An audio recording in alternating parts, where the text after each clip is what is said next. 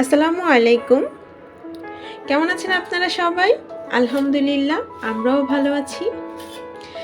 আর তাই তো চলে এসেছি আজকে আরেকটি আনন্দের মুহূর্ত নিয়ে আপনাদের মাঝে শেয়ার করতে।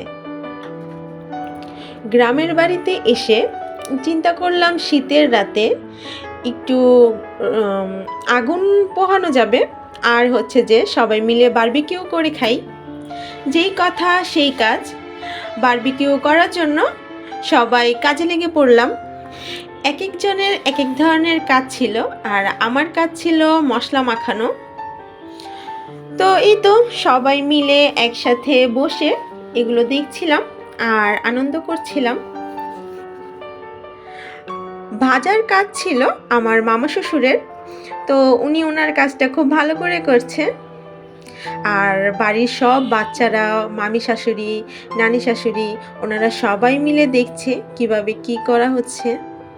রাতে প্রচণ্ড শীত পড়েছে, আর এই শীতে সবাই কুঁকড়ে গেছে, এত শীত। এদিকে আমার শাশুড়ি আর আমার বড় যা রুটি বানানোর জন্য সব কিছু তৈরি করছে। আগামীকাল সকালে যেহেতু আমরা চলে যাব, তাই আজকে রাত্রের এই ট্রিট হচ্ছে সবার জন্য আমাদের পক্ষ থেকে। সকালে আমার বড় মামি শাশুড়ি আমাদের জন্য দই পেতেছিল। তো এই তো সবাই ভালো থাকবেন, সুস্থ থাকবেন, আমাদের এই হাসি খুশি পরিবারের জন্য দোয়া করবেন। সবাই যেন এভাবেই মিলেমিশে থাকতে পারি। সবাই ভালো থাকুন, সুস্থ থাকুন। আল্লাহ হাফেজ।